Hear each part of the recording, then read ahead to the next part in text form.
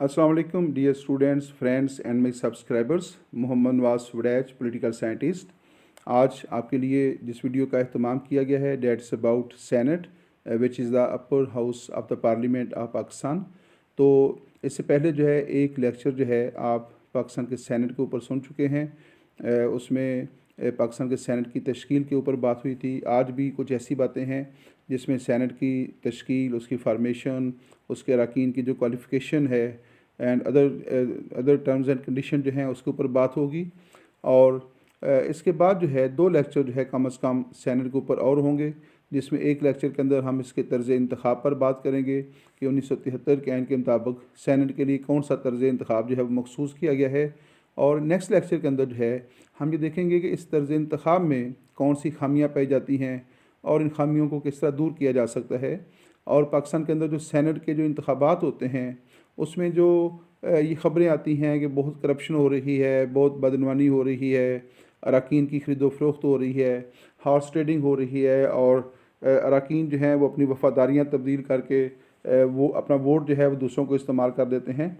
तो जिससे ना सिर्फ सियासी एतबार से जो है मुल्क की साख बड़ी मुतासर हो रखी है, बल्कि समाजी तौर पे भी इसके बड़े मसाइल पैदा हो रखे हैं। तो हम इसमें देखेंगे कि असल मसाइल क्या हैं और इस तर्ज इंतखाब को किस तरह जो है बेहतर किया जा सकता है और किस तरह इस तरह के मसाइल पर काबू पाया जा सकता है। तो इसके ऊपर भी तफसीली बात होगी, पूरा एक लेक्चर इसके ऊपर रखेंगे।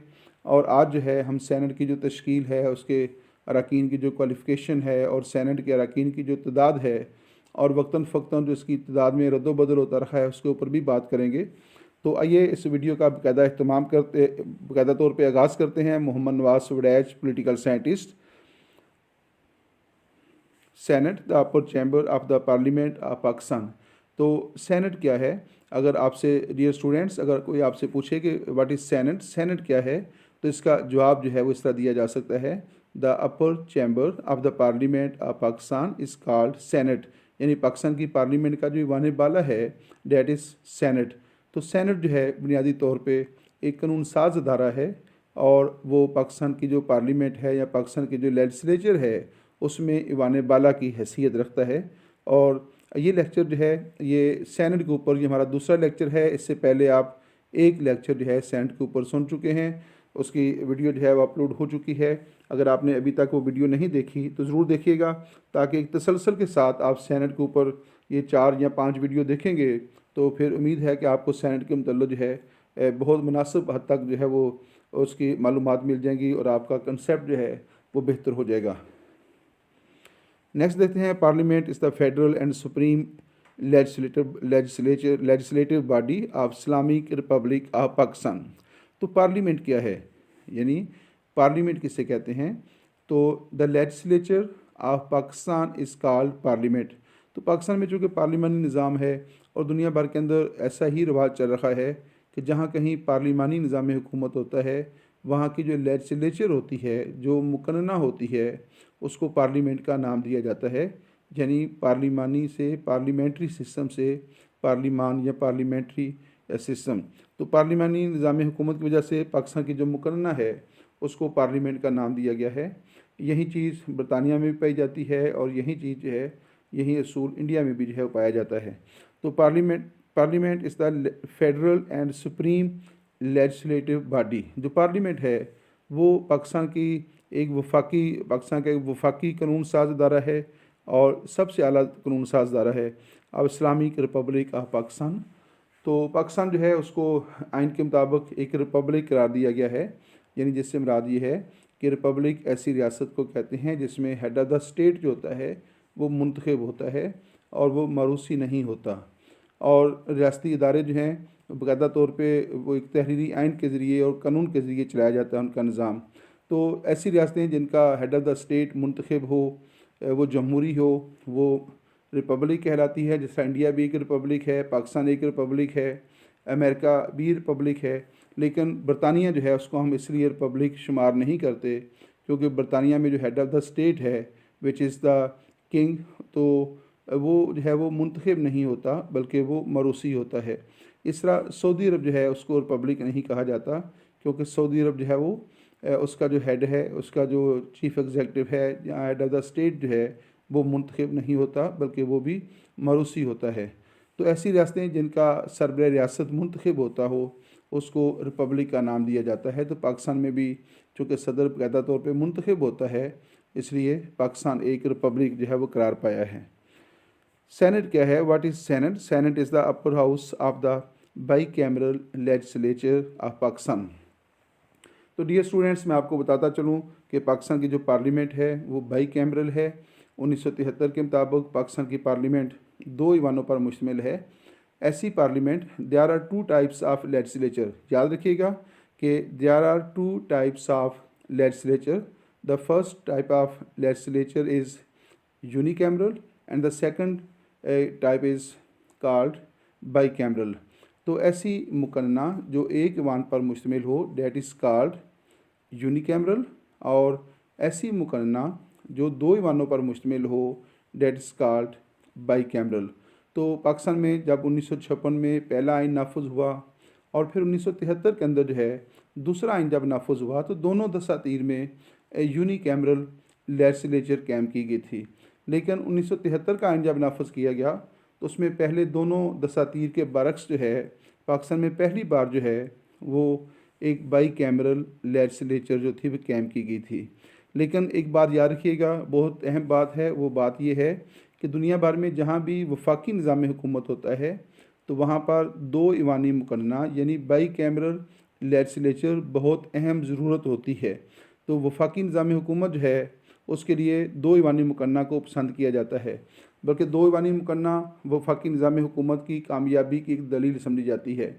तो आपने देखा कि जैसा कि पाकिस्तान के पहले दोनों दसातीर में जो हमारी मुकन्ना थी वो एक ही ईवान पर मुश्तमिल थी, और फिर पाकिस्तान के वफाक को बड़े संगीन मसाइल का सामना भी करना पड़ा था, और यहाँ तक कि पाकिस्तान का वफाक जो है 1971 में टूट गया था।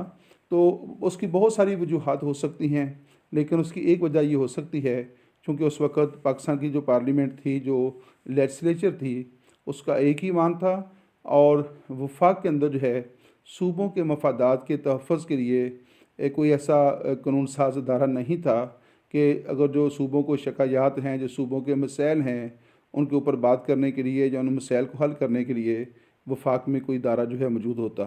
तो बहुत सारी दीगर भी वजूहात थी, लेकिन उसमें से एक वजह ये भी हो सकती है। तो देखते हैं, senate is the upper house of the by cameral legislature of Pakistan and national assembly is the lower house of the parliament of Pakistan. तो पाकिस्तान की जो कौमी असम्बली है, नेशनल असम्बली है, वो पाकिस्तान की पार्लियामेंट का ईवान ज़ेरी है, और जो सेनेट है वो पाकिस्तान की पार्लियामेंट का ईवान बाला शुमार होता है। नेक्स्ट है, पार्लियामेंट इज़ कंसिस्टेड ऑफ।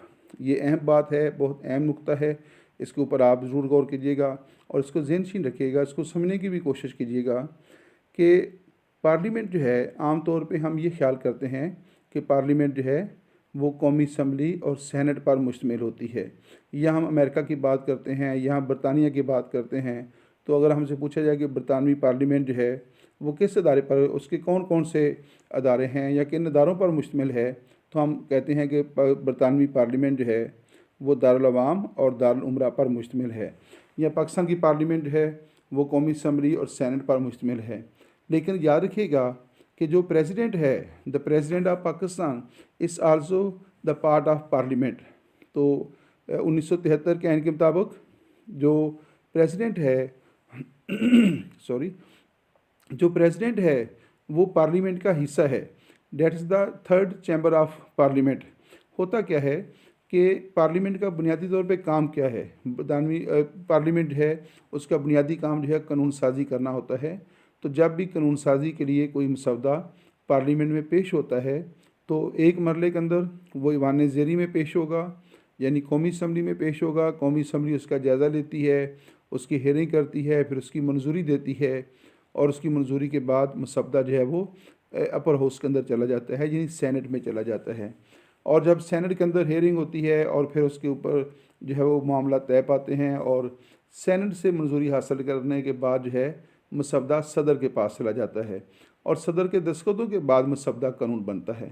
यानी जब तक दोनों ईवानों की मंजूरी के बाद मसौदा सदर के सामने पेश नहीं होगा वो मसौदा जो है वो कानून का दर्जा हासिल नहीं कर सकता। अब कानून क्या होना चाहिए, इस बात का फैसला 3 अदारे करते हैं। वो अदारे कौन से हैं? वो है नेशनल असम्बली, सेनेट और प्रेसिडेंट। तो इसलिए जो है याद रखिएगा कि प्रेसिडेंट जो होता है वो पार्लियामेंट का हिस्सा है, that is the third part of parliament या थर्ड कंपोनेंट ऑफ पार्लियामेंट। तो पार्लियामेंट जो है, पाकिस्तान की जो पार्लियामेंट है वो कौमी असम्बली, सेनेट और प्रेसिडेंट पर मुश्तमिल है। एक और जो है इस वाले से मैं थोड़ी सी वजाहत करता चलूँ कि जो बरतानवी पार्लियामेंट है उसका जो ऑफिशियल नेम है, सरकारी नाम जो है, जो कॉन्स्टिट्यूशनल नाम उसका है, that is the king in parliament, the king in parliament. और अगर वहाँ पे मलका हो, जैसा कि आजकल बरतानिया में हेड ऑफ़ द स्टेट मलका हैं, तो फिर उसका नाम हो जाता है द क्वीन इन पार्लियामेंट। तो गोया जो क्वीन है इस वक्त वो पार्लियामेंट का हिस्सा है। अगर वहाँ पे बादशाह होगा तो वो पार्लियामेंट का हिस्सा होगा। और बरतानवी पार्लियामेंट जो है वो दारुल अवाम, दारुल उमरा और बादशाह पर मुश्तमिल है। इसी तरह पाकिस्तान के अंदर भी, पाकिस्तान के आइन के मुताबिक भी जो प्रेसिडेंट है वो पार्लियामेंट का हिस्सा है और कानून साजी के मतलब उसको भी इख्तियारात हासिल हैं कि कानून क्या होना चाहिए। इस बात का फ़ैसला जहाँ पे कौमी असम्बली के अरकान करते हैं, सेनेट के अरकान करते हैं और उनकी मंजूरी के बाद ही जो है मसवदा आगे प्रोसीड होता है। इस तरह मसवदा सदर के पास पेश होगा और सदर की मंजूरी के बाद जो है मसवदा जो है वो कानून का दर्जा हासिल करेगा। तो इस तरह जो है ये बात क्लियर हो गई कि जो सदर होता है, जो प्रेसिडेंट है, जो हेड ऑफ़ द स्टेट है, he is the component of parliament. Next slide के अंदर देखते हैं मेंबर्स ऑफ द सेनेट। इस स्लाइड के अंदर हम ये जानने की कोशिश करेंगे कि सेनेट जो है उसके मेंबरान की तादाद क्या है। और इस वक्त जो तादाद है, जैसा कि आपके इल्म में है, इस वक्त सेनेट के अरकान की तादाद 104 है। हमने ये जानना है इस स्लाइड के अंदर कि क्या आगाज़ से ही जब 1973 का आइन नाफिज हुआ तो उस दिन से सेनेट के अरकान की तादाद 104 है, या इसमें वक्त के साथ साथ हालात के मुताबिक और ज़रूरत के मुताबिक जो है इसमें तब्दीली होती रही है, या इसमें रद्दोबदल जो है वो होता रखा है। तो याद रखिएगा कि 14 अगस्त 1973 को जब पाकिस्तान का तीसरा आइन यानी 1973 का आइन जिसको हम कहते हैं वो नाफिज हुआ, तो जो पहला सेनेट था 1973 के आइन के मुताबिक उसके जो ओरिजिनल मेंबर्स थे उनकी कुल तादाद थी 45। दोबारा सुन लीजिएगा कि 14 अगस्त 1973 को जब पाकिस्तान का तीसरा आइन नाफिज हुआ तो उस वक़्त जो पहला सेनेट कैम किया गया उसके अरकान की जो कुल तादाद थी वो 45 थी। फिर क्या हुआ कि 1977 के अंदर जो है आइन के अंदर तरमीम की गई और उस तरमीम के ज़रिए सेनेट के अरकान की तादाद में इजाफ़ा कर दिया गया और इस तरह सेनेट जो है उसके अरकान की कुल तादाद 45 से बढ़कर 63 कर दी गई। तो पहले ये तादाद ओरिजिनल जो number of the members of the senate है वो 45 है और 1977 में 1977 के अंदर जो है इस तादाद में इजाफ़ा करके इसे 63 कर दिया गया था। नेक्स्ट है रेज्ड द मेंबर्स इन 1985। तो फिर 1985 को जब जनरल ज़िया का दौरे हुकूमत था और उन्होंने 1985 में जो है पाकिस्तान के 1973 के आइन में जब 8वीं तरमीम की तो 8वीं तरमीम के नतीजे में उन्होंने सेनेट के अरकान की तादाद में भी इजाफ़ा किया था और इस तरह सेनेट के अरकान की जो कुल तादाद है वो 63 से बढ़कर 87 तक पहुंच गई। तो पहली तादाद कितनी है? 45 है। उसके बाद 1977 में ये 63 कर दी गई और 1985 में जो है जब ज़िया का दौरे हुकूमत था और ज़िया के दौरे हुकूमत में 1985 को आइन के अंदर 8वीं तरमीम की गई तो उस तरमीम के ज़रिए सेनेट के अरकान की तादाद में इजाफ़ा करके ये तादाद 87 यानी 87 कर दी गई। और उसके बाद जो है रेज्ड द मेंबर्स इन 2003। तो 2003 के अंदर जो है जब जनरल परवेज़ मुशर्रफ का दौरे हुकूमत था और परवेज़ मुशर्रफ के दौरे हुकूमत के अंदर आइन के अंदर एक 17वीं तरमीम की गई थी। तो उस 17th अमेंडमेंट के अंदर 7वीं तरमीम के अंदर सेनेट के अरकान की तादाद में एक बार फिर इजाफ़ा किया गया और इसके नतीजे में जो है सेनेट के अरकान की तादाद 87 से बढ़कर 100 कर दी गई। तो 2003 से लेकर 2010 तक जो है सेनेट के अरकान की जो तादाद है वो 100 रही। तो पहली तादाद 45 है, 1977 में ये तादाद 63 हो गई, 1985 के अंदर जो है ये तादाद 87 कर दी गई, और 2003 के अंदर जो है आइन में 17वीं तरमीम के नतीजे में सैनेट के अरकान की कुल तादाद 100 मुकर्रर कर दी गई। और फिर रेस द मेंबर्स इन 2010 के अंदर जब पीपल्स पार्टी की हुकूमत थी और आसिफ अली जरदारी जो हैं वो पाकिस्तान के सदर थे और यूसुफ रज़ा गिलानी जो हैं वो पाकिस्तान के वज़ीर आज़म थे, तो उस दौरे हुकूमत के अंदर जो है पीपल्स पार्टी के दौरे हुकूमत में आइन के अंदर एक तरमीम की गई जो कि 18वीं तरमीम के नाम से मशहूर है, और उसके अंदर जो है सैनेट के अरकान की तादाद में मज़ीद 4 नशिस्तों का इजाफ़ा किया गया। और वो जो 4 नशिस्तों का इजाफ़ा किया गया वो अक़लियतों के लिए जो है अक़लियतों की नुमाइंदगी के लिए वो इजाफ़ा किया गया था। तो 4 सीटों के इजाफ़े से सैनेट के अरकान की जो कुल तादाद है वो 100 से बढ़कर 104 तक पहुंच गई है। और इस वक्त जो है यानी 18वीं तरमीम के मुताबिक सैनेट के अरकान की कुल तादाद जो है वो 104 है। इसकी जो तकसीम है नशिस्तों की जो है उसके बारे में जो गुज़िश्ता एपिसोड है उसके ऊपर मैंने तफसील के साथ बताया था कि 104 नशिस्तें जो हैं इन्हें सूबों के दरमियान किस तरह तकसीम किया गया है। तो एक जनरल सी बात आपने याद रखनी है कि सैनेट के अंदर सूबों को बराबरी की बुनियाद के ऊपर नुमाइंदगी दी जाती है, जबकि कौमी असम्बली जो होती है उसमें सूबों को आबादी के अतबार से नुमाइंदगी दी जाती है। तो सैनेट जो है चूँकि वफाक की नुमाइंदगी करता है, वफाकी इकाइयों की नुमाइंदगी करता है, और वफाकी इकाइयाँ जो हैं वो सूबे हैं।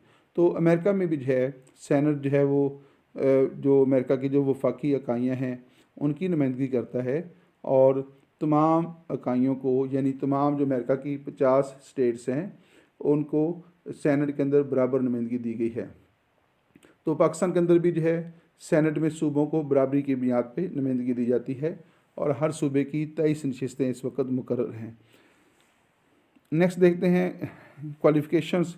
तो यहाँ पे क्वालिफ़िकेशन की बात हुई है कि सैनेट के जो अरकान हैं उनकी क्वालिफ़िकेशन क्या होनी चाहिए, कौन लोग सैनेट के मेंबर बन सकते हैं और कौन लोग सैनेट के मेंबर नहीं बन सकते। तो इसमें देखते हैं कि a person seeking election to the senate, तो एक ऐसा शख्स जो सैनेट का इलेक्शन लड़ना चाहता है, सैनेट का मेंबर बनना चाहता है, उसके लिए क्या ज़रूरी है, he must be A citizen of Pakistan. तो उसके लिए ज़रूरी है कि पाकिस्तान का शहरी हो। कोई ऐसा शख्स जो किसी भी रियासत के अंदर, देखें एक अहम बात यह है, टेक्निकल सी बात है कि जितने भी सियासी ओहदे होते हैं या जितने भी सरकारी ओहदे होते हैं इन ओहदों के ऊपर सिर्फ उस रियासत के शहरियों का ही हक होता है। कोई गैर मुल्की जो है वो ये ओहदा हासिल नहीं कर सकता। तो एक काउंसलर के इलेक्शन से लेकर एक जो यूनियन काउंसिल का काउंसलर होता है उससे लेकर जो हेड ऑफ़ द स्टेट है जो सबसे हाईएस्ट रैंक होता है पॉलिटिकल गवर्नमेंट का, तो काउंसलर से लेकर सदर तक जितने भी सियासी ओहदे हैं सबके लिए ज़रूरी है कि उसके ऊपर सिर्फ वहीं लोग फायज़ हो सकते हैं, वहीं लोग उसके इंतखाब में हिस्सा ले सकते हैं जो मुतलका रियासत के शहरी होंगे। गैर मुल्कियों को उसके इलेक्शन लड़ने की या मेंबर बनने की इजाज़त नहीं होती। ये दुनिया भर में जनरल असूल जो है ये पाया जाता है, और पाकिस्तान में भी है कि must be the citizen of Pakistan. तो सिर्फ पाकिस्तान के जो शहरी हैं वहीं सैनेट के इंतखाबात में हिस्सा ले सकते हैं। नंबर 2 है must be not less than to 30 years. तो उनकी जो उम्र है, एज उनकी जो है उसके बारे में आइन के अंदर ये कहा गया है कि उनकी उम्र 30 साल से कम नहीं होनी चाहिए। यानी कम से कम 30 साल का जो फ़र्द है जो शहरी है वो सैनेट के इंतखाबात में हिस्सा ले सकता है। तो अगर उसकी उम्र 30 साल से कम होगी तो सैनेट के इंतखाबात में हिस्सा नहीं ले सकता। नंबर 3 है must be an inhabitant of the province from which he is seeking election. बहुत अहम पॉइंट है कि सैनेट का इलेक्शन जो है सैनेट के इलेक्शन में हिस्सा लेने के लिए उम्मीदवार के लिए ज़रूरी है कि वो उसी सूबे का नुमाइंदा हो, उसी सूबे का रिहायशी हो, उसी सूबे के अंदर जो है उसकी रिहाइश हो जिस सूबे से वो इंतखाबात में हिस्सा लेना चाहता है। तो उस सूबे की जो इंतखाबी फ़हरिस्त है उस सूबे की इंतखाबी फ़हरिस्त के अंदर उसका नाम दर्ज होना चाहिए। यानी अगर वो पंजाब, चूँकि सैनेट की नशिस्तें जो हैं सूबों के दरमियान तकसीम कर दी जाती हैं, तो एक ऐसा शख्स जिसका पंजाब की इंतखाबी फ़हरिस्त के अंदर नाम दर्ज है तो वो सिंध से इलेक्शन नहीं लड़ सकता। और अगर किसी शख्स का सिंध के अंदर सिंध की इंतखाबी फहरिस्त जो है उसमें नाम दर्ज है, तो फिर वो पंजाब से, खैबर पख्तूनख्वा से या बलूचिस्तान से किसी दूसरे प्लेटफार्म से इलेक्शन लड़ने का अहल नहीं होगा। तो उसके लिए बुनियादी शर्त यह है कि एक सूबाई जो सूबों के लिए नशिस्तें मखसूस की गई हैं उन पर वहीं शख्स इलेक्शन लड़ सकता है जो उस सूबे का रिहायशी होगा। तो जो उस सूबे के रिहायशी नहीं होंगे, मसलन दूसरे सूबों के जो लोग हैं, वो किसी एक सूबे के लोग किसी दूसरे सूबे की नशिस्त से सैनेट के इंतखाबात में हिस्सा नहीं ले सकते। लेकिन ये जो कौमी असम्बली है हमारे यहाँ, जो नेशनल असम्बली है, उसका जो असूल बिल्कुल मुख्तलिफ है। उसके लिए बुनियादी शर्त यह है कि वो पाकिस्तान का शहरी हो, तो और उसका नाम पाकिस्तान की किसी भी सूबे से, किसी भी जगह से, किसी भी शहर से उसका नाम इंतखाबी फहरिस्त में शामिल हो। तो ऐसा शख्स, ये नेशनल असम्बली की मैं बात कर रहा हूँ, तो नेशनल असम्बली के लिए ये शर्त नहीं है कि अगर वो पंजाब का है तो पंजाब से इलेक्शन लड़ेगा, अगर वो सिंध से है तो सिंध का इलेक्शन लड़ेगा, या बलूचिस्तान से है तो बलूचिस्तान का इलेक्शन लड़ेगा। ऐसा नहीं है।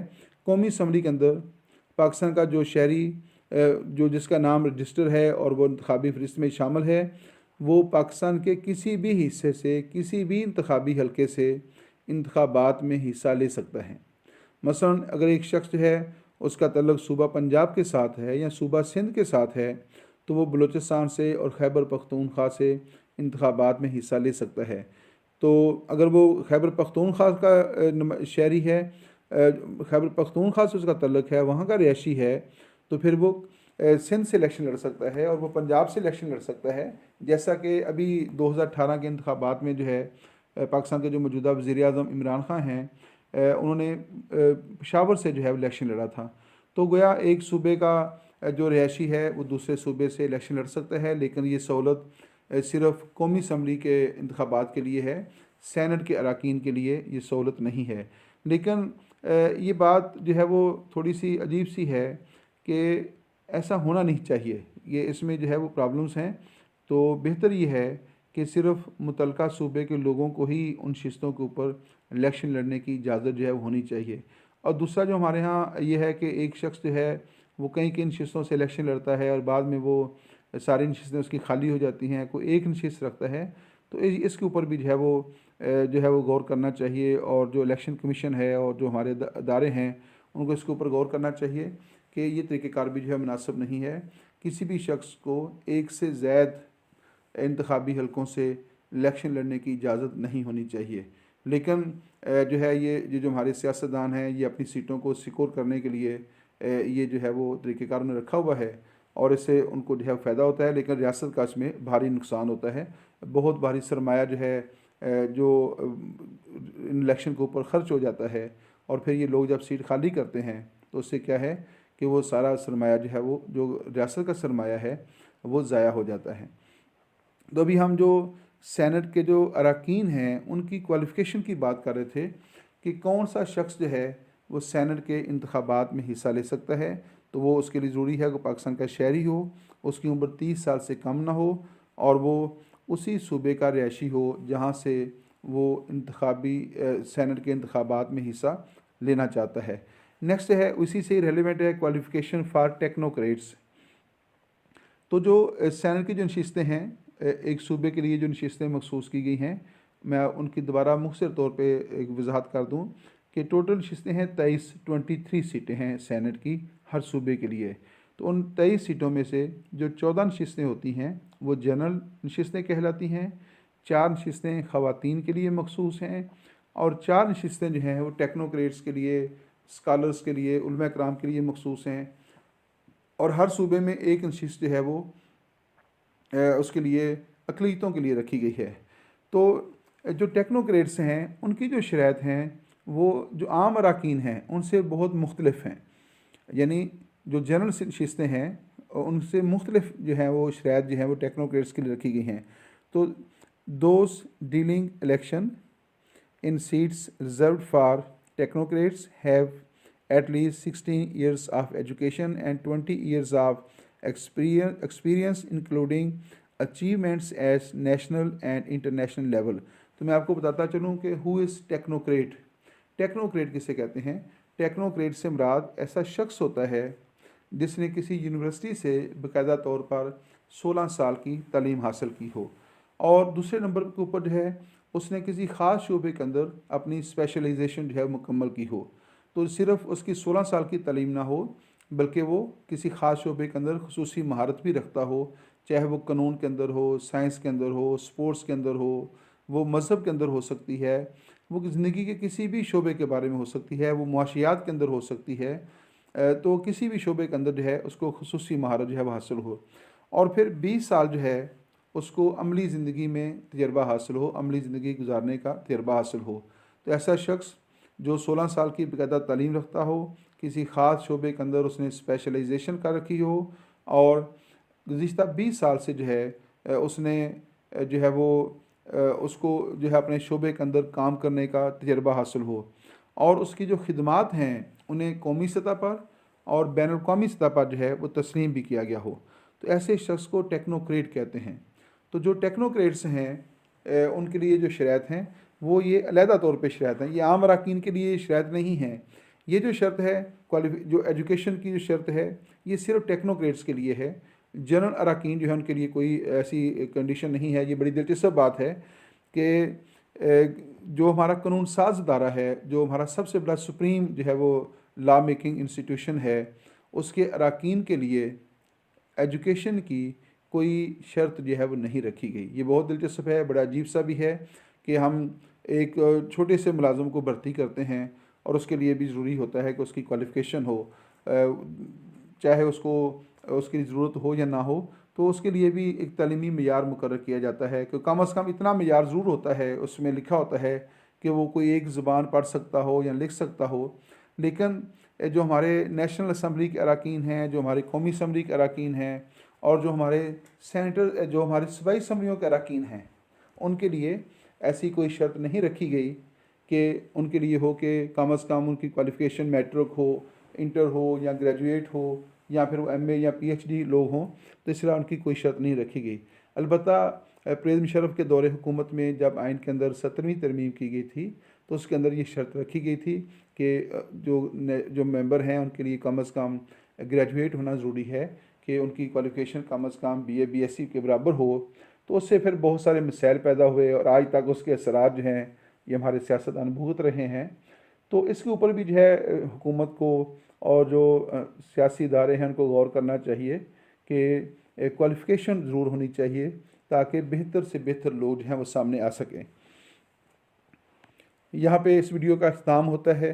ये हमारा लेक्चर जो है ये सेनेट के ऊपर हम बात कर रहे थे, और ये सिलसिले में दूसरा लेक्चर था। इससे पहले आपने एक लेक्चर सुना सेनेट की तश्कील के बारे में, आज भी उसी सिलसिले का ये दूसरा लेक्चर था। और नेक्स्ट लेक्चर के अंदर जो है हम सेनेट के इलेक्शन के ऊपर बात करेंगे कि उसका मेथड ऑफ इलेक्शन क्या है, और उसके साथ जो है इसके ऊपर भी ख़ास तौर पे बात होगी कि सेनेट का जो इलेक्शन है उसमें क्या खामियां हैं और खामियों को दूर कैसे किया जा सकता है, और इसका जो तर्ज़ इंतख़ाब इसके लिए रखा गया है उसकी वजह से कौन कौन से मसाइल पैदा हो रखे हैं। और आजकल जो है ख़बरों के अंदर सेनेट का इलेक्शन की बड़ी धुआंधार ख़बरें आ रही हैं, करप्शन और बदनवानी और पैसे का नजायज़ इस्तेमाल, फ्लोर क्रॉसिंग, हॉर्स ट्रेडिंग, तो ऐसी चीज़ें जो हैं सामने आ रही हैं।